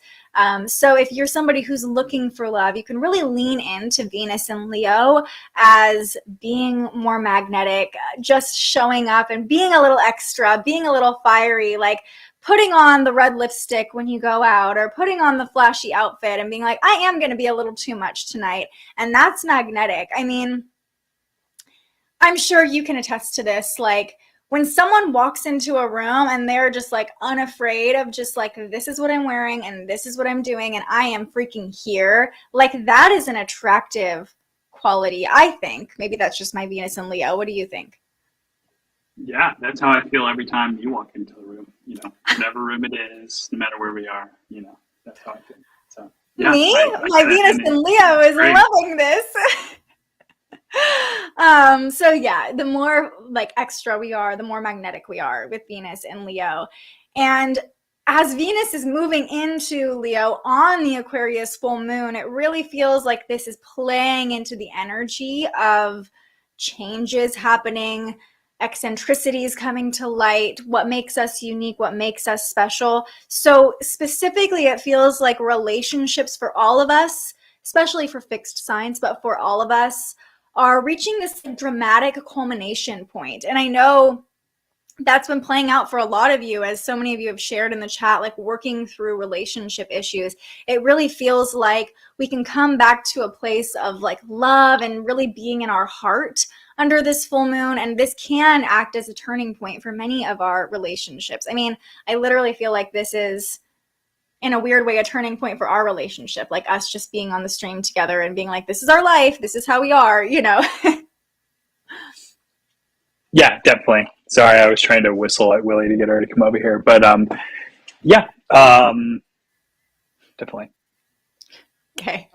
Yeah. S. Holmes also has Venus in Aquarius. So you're probably like this one. And thank you. Happy Venus and Leo to me in 2 minutes. Oh, Venus in Capricorn. Yeah, my husband has Venus in Sag. Feel that difference in expression. Definitely a different vibe. But isn't it beautiful using astrology to be like, oh, I'm going to use you as an example, no offense. Like, oh, you're not just cold-hearted. You're not just distant emotionally and in relationships. This is just how you are. You know, like this is just part of your chart. You just have Venus in Aquarius and you like your space. And it's honestly an act of love sometimes for me to just give you your space. And I am just a little bit needy and I need you to hype me up and tell me how great I am and how pretty I am all the time. That's my Venus in Leo.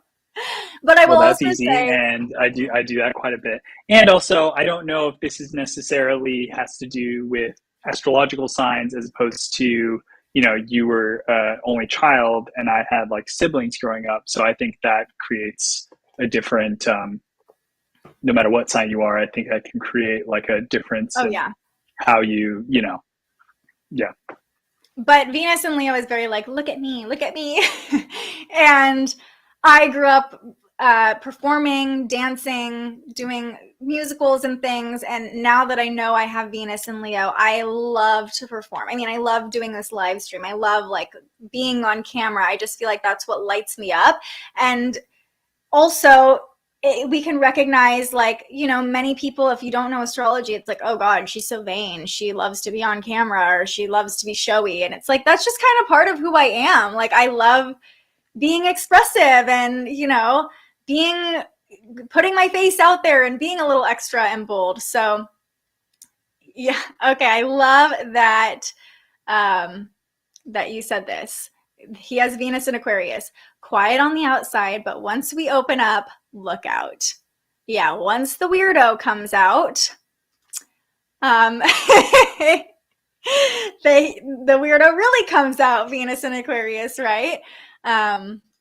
So yeah, I know Venus in Aquarius, you're not always cold, you're not always distant. Julian's not always cold and distant, but you know, I'm like grand displays of affection and he's like, okay, you know, hey, I'm over here quietly supporting, sharing my perspective. Okay, the final transit. Believe it or not, we have one more thing to talk about and we'll keep it really brief so we can move on to our card pool. This actually happened overnight. And now that I'm seeing this, now that I'm saying this, so many of you having restless sleep, Mars formed a sextile to Neptune. So not only did the moon form a sextile to Jupiter overnight, but Mars formed a sextile to Neptune, Neptune being the planet of dreams, of sleep. Mars really supporting Neptune, but Mars is energetic. So is Jupiter. There's like a lot of energy building. It's kind of a restless energy. So Mars forming a sextile to Neptune overnight could have caused that restless sleep. But we're still feeling this energy today with Mars forming a sextile to Neptune, supporting Neptune. Here is the current chart, or this is the chart tonight. So you can see Mars at 25 degrees in Taurus, very close to that conjunction still, not technically conjunct anymore. It's peeling off, it's pulling away. But Neptune is at 24 degrees in Pisces. So we're still feeling this throughout the day. And how can this help us? Of course, it made us restless, not really fun in the sleep department. But how can this help us? Well, the actions we take are backed by empathy. We are supported by our empathy, by our sensitivity today. And the moves we make can be healing. We can be guided by the energy around us. It's very much tapping into that Aquarian energy of like, being connected to people around us, right? So we might feel a little bit more empathetic today in the actions we're taking, the moves we're making. And Neptune also rules, in a sense, our beliefs or our faith. And so as we are reflecting with Neptune retrograde on our own beliefs, we might be more willing to assert them to others. It really plays into what makes us unique, what makes us individual. Mars forming a sextile to Neptune gives us more courage to share those things with others or act on those things, act on our own beliefs, act on our spiritual beliefs. Spiritual insights can come through, even through the actions we're taking today. Moving your body today could actually bring through more spiritual insights. So, you know, And reflecting on our own spirituality could cause a shift in our motivation as we're talking about all these changes. So there's definitely like this spiritual aspect to everything that's happening. Of course, you all know I take a spiritual approach to astrology every day, but it really feels like our motivations are being backed by our faith and our belief and our spirituality and our empathy as well, our compassion for others, which is often tied to spirituality, right? Being able to see the light in others, being able to understand that their perspective is their perspective and our perspective is our perspective, and we can have compassion for both. But boundaries could also be a little blurred in the actions we're taking, so that's just something to keep in mind. Overall, though, this is a supportive aspect, really helping us act with compassion and empathy and act from a place of belief and faith today. So that's something else to lean into if you're feeling the tension, if you're feeling the chaos. Okay. Oh, you're Virgo rising too. Welcome to the club, Lori. Yes. Been eating like crazy, about to do a cleanse. You and me. I'm glad you didn't order crumble cookies last night too, but the rest of the Virgo risings in the chat apparently were on the same wavelength. But yeah, eating like crazy. I'm feeling the same. Like, it's time to get our habits back in order, okay? All right, let's move on to today's affirmation. I'm going to let you read today's affirmation. You can see it, right? No, I can't see it. Can you see it now? I'm evolving. Say it with conviction. I am evolving. Yeah, and that is a powerful thing, to speak our affirmations out. So if you are trying to manifest or release or anything, saying things aloud can be really helpful. I just freaked him out. He left. But yeah, I am evolving. And I kept it simple today. I kept it short and sweet because we're all evolving in our own ways. And the shakeups, the tensions happening, the turning points happening, the transformations happening are all part of our evolution collectively and individually. So just know whatever is changing right now, whatever is happening right now is happening to support our evolution. And a lot of times evolution is uncomfortable. A lot of times it's not the most fun process, but it's necessary, and hindsight is always 20/20, right? So when we're in the middle of it, we can't exactly see why things are happening the way they are. But I guarantee in 6 months from now, you'll look back and be like, oh, that's why those changes were happening. That's why I was eating like crazy, because I needed to do that cleanse, or whatever it looks like for you. I'm just using you as an example, Lori. Scorpio rising had a cookie from Chick-fil-A. Maybe it's just all of us. We're like, probably Venus at the anaretic degree too, which thankfully now Venus is in Leo. No wonder you've been so lovey-dovey with Julian on the chat. Yeah, right? Venus at the anaretic degree. I'm just like, all the love, all the emotions. Now we can officially say Venus is in Leo. We'll go back to the current chart. We can confirm with our own eyes, scientific evidence, as Aquarius loves. Where's Venus? Venus is in Leo, 0 degrees. Still going to be feeling that like urge to be bold and expressive and lovey today for sure. But new chapter for Venus. All right. Are you ready to pull a card? Yeah, ready. Oh, you're the 996 subscriber. Now we are on to 1,000. I can't believe that happened during our stream today. So fun. Okay, we're going to pull from the Starseed Oracle. So you know the drill. If you have any final questions, final reflections, this is your time to throw them in the chat. And as I shuffle, do you have any reflections or questions, Julian? No, just a lot of talk about, being weird, letting your freak flag fly. So I'm always, as I get older, I've definitely embraced trying to not care what other people think and just doing what makes you happy. It is, difficult. I think instinctually it is ingrained in us to care about what other people think, based on like when humans used to live in tribes and whatnot. But also if you can just figure out how to let that go, I think just your happiness will go through the roof. Yeah. Do you think astrology has helped you with that, to just embrace what makes you you? Yeah, I guess. It's like these things about yourself. Maybe you don't like admit them or particularly like think about it like that, But then when you start like seeing things about like what are the common threads with each sign, it's like, oh shit, like I've been doing that forever. That makes sense. I'm not weird. I'm just an Aquarius. It just comes back to the witnessing, right? Astrology is just one form of witnessing yourself. Like, oh, this is my energy. Yeah, of course I am the way I am. It's just that awareness. And something else I love about you and your Aquarius placements is that you've always been very open to astrology. Since the beginning of our relationship, you were always curious to learn more. And I know it's helped you see the people in your life in different ways and just understand people better. So I'm grateful for that too. All right, let's pull a card. All right. Everybody, if we can just take, you too, if we can just take a collective deep breath. Here we go. Breathe in. Release. What do we need to know? Deep cellular healing. Arcturus energy. Physical and emotional healing. Here's the card, deep cellular healing. Let me pull up what it says in the guidebook. But it really feels like all these shakeups are happening. Like I said, Chiron is supporting us today. A lot of the changes happening we're here to heal us right now. Okay, let's see. Deep cellular healing. Your body knows how to heal. Healing is your natural state. Physical and emotional disharmony can be a reflection of how the world, inner and outer, has been out of alignment. If you're suffering from a mystery or chronic illness, don't allow yourself to think you've done something wrong.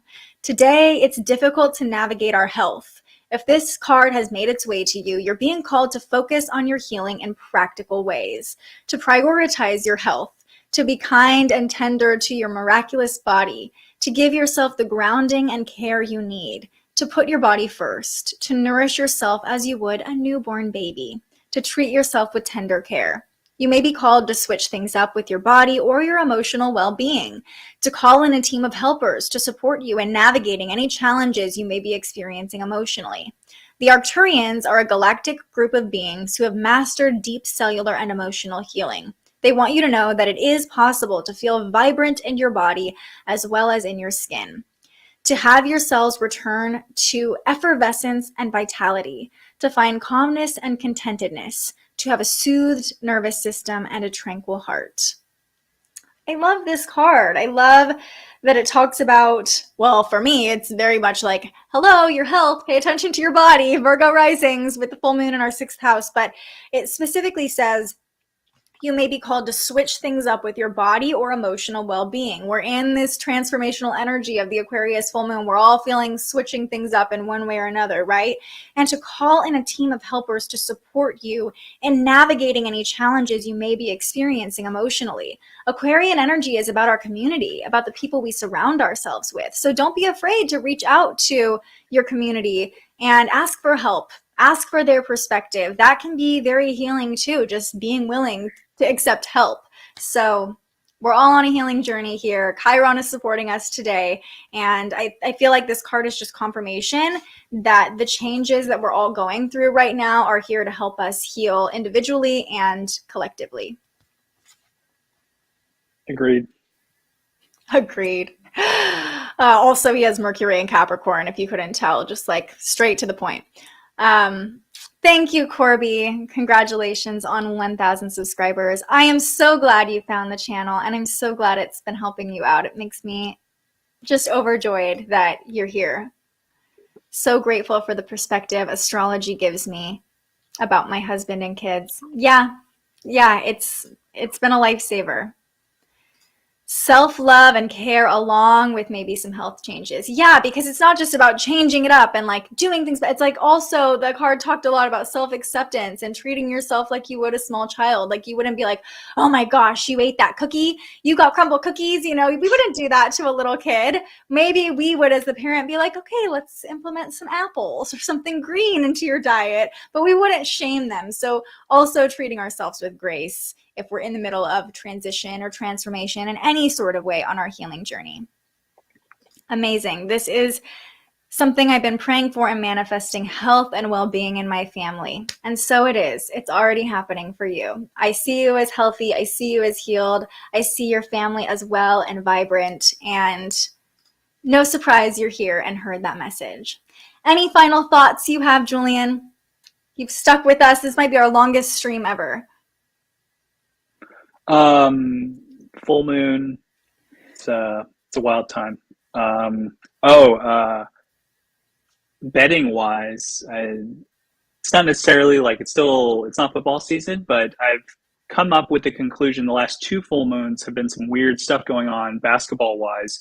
It was like 2 full moons ago was when I went to Suns Mavericks game 7, worst basketball game ever. I was there in person. Suns lost, but it was very the eclipse. Oh, it was the eclipse. But was it a full moon too? It's not going to be good.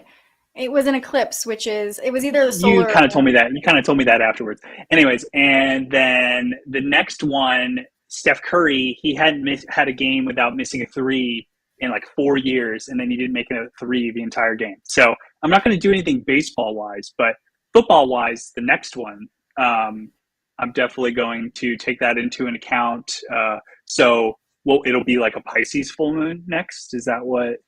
Does it go in order? Yes. Okay. So I'm going to be on the lookout for Pisces in the NFL, and I will bet accordingly based on that. That's what I have to say about full moon. Back to sports. Specifically, we had a conversation before this live stream, and I said, we're not talking about sports. This is not a sports live stream. But Corby says, what a way to make it work for you. And it is great to observe the full moons, observe what's going on. Remember, full moons are heightened times where unexpected things can happen today, okay? Surprises are possible. Unexpected things can happen. The full moon is squaring Uranus. Be open to surprises, be open to changes. And if you're someone who likes to bet, I wouldn't bet on a sure thing today, because the sure thing is probably not going to be what happens. You know, it might be something more unexpected. So maybe it's a day to take a risk. I don't know. But this is not a stream about betting. I don't know how we got on betting, Julian.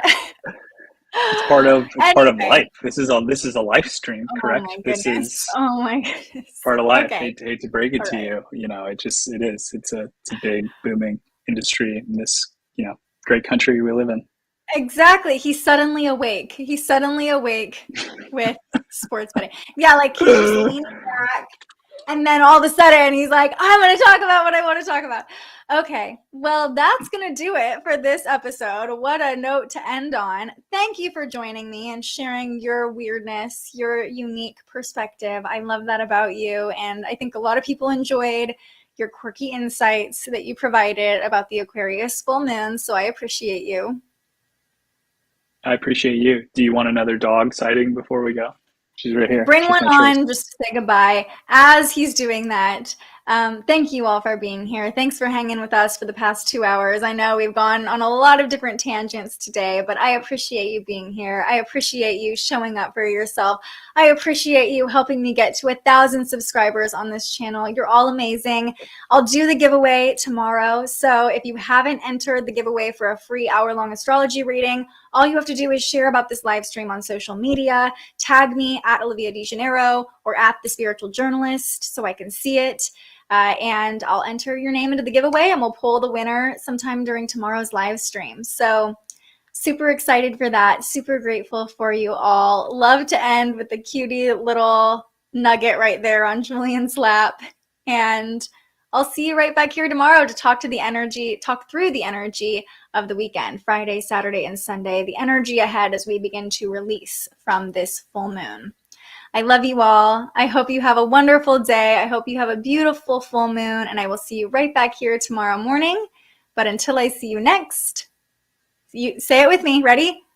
Stay curious. Stay curious. You didn't say it. Ready? 3, 2, 1. Stay curious. Stay curious. Just stay curious. All right. Bye. Thank you so much for joining us and aligning with the energy of the universe today. If you enjoyed this morning's episode of Transits Today, you can join our live astrology discussion every weekday morning right here wherever you're watching. And head to thespiritualjournalist.com to read your daily astrology forecast and browse the Spiritual Shop. The most fun way to help keep these forecasts free and support more content like this is to buy yourself a little something on our website. But if you're feeling extra generous, you can also buy me a coffee to fuel future live streams. Just tap the link in the description or head to buymeacoffee.com and search The Spiritual Journalist. And speaking of, you can also tune in to The Spiritual Journalist, our weekly live interview where we ask our guests questions about everything from crystals and manifestation to mental health and the environment. Those conversations stream live right here wherever you're watching now every Tuesday. I'm so grateful you found us here, and I can't wait for our next conversation.